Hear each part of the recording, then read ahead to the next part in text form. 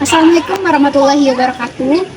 Halo semuanya, perkenalkan nama saya Atisa Hijrah dengan NIM 06081282530057. Pada kesempatan kali ini, saya akan mempresentasikan esai yang telah saya buat yang berjudul Transformasi Bahasa Remaja di Era Media Sosial serta Dampaknya Terhadap Penggunaan Bahasa.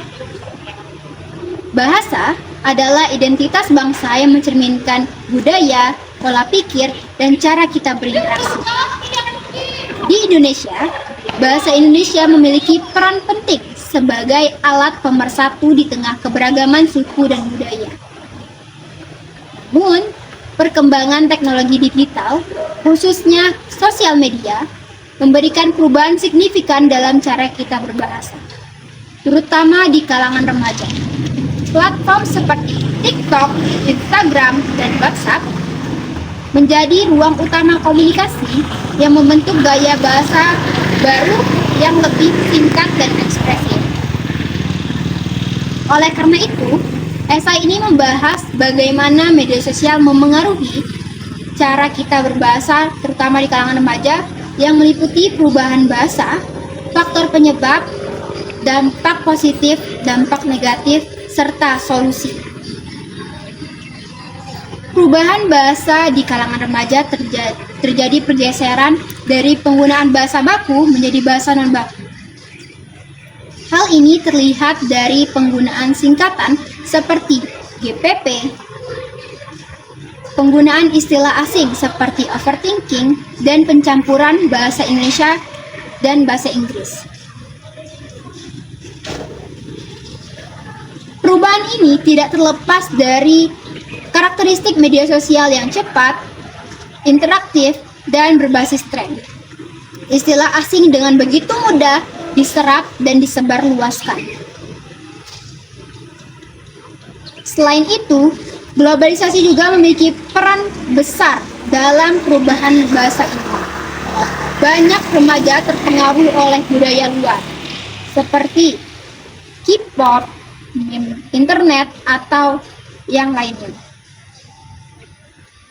Namun, walaupun sering dianggap memberikan dampak negatif, media sosial juga memberikan dampak positif. Yang pertama, menumbuhkan kreativitas dalam cara kita berbahasa. Yang kedua, menambah wawasan serta menambah kosakata baru. Yang ketiga, membuat komunikasi lebih efektif dalam konteks informal. Namun, penggunaan bahasa non-baku secara terus-menerus memberikan dampak negatif. Penggunaan bahasa baku secara non-baku secara terus-menerus itu menyebabkan penurunan kualitas dalam penulisan akademik. Oleh karena itu, untuk mengatasi hal ini, perlu adanya peran dari berbagai pihak.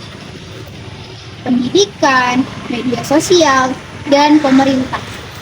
Pendidikan bisa membimbing untuk menggunakan bahasa Indonesia yang baik dan benar. Media sosial bisa menjadi sarana untuk membuat konten edukasi melalui konten yang edukatif dan informatif. Peran pemerintah. Pemerintah bisa berkolaborasi dengan influencer untuk menyebarkan penggunaan bahasa Indonesia yang baik dan benar seperti apa. Sebagai kesimpulan, pengaruh media sosial terhadap penggunaan bahasa terhadap remaja itu menjadi fenomena yang kompleks. Media sosial tidak hanya memberikan dampak positif, tetapi juga memberikan dampak negatif. Media sosial bisa menjadi berinovasi dalam kita berbahasa dan juga menjadi tantangan untuk kita mempertahankan penggunaan bahasa Indonesia yang sesuai dengan kaidahnya. Oleh karena itu, perlu adanya keseimbangan antara kreativitas berbahasa serta penggunaan bahasa Indonesia yang baik sesuai kaidahnya. Sekian presentasi esai dari saya. Saya akhiri. Wassalamualaikum warahmatullahi wabarakatuh.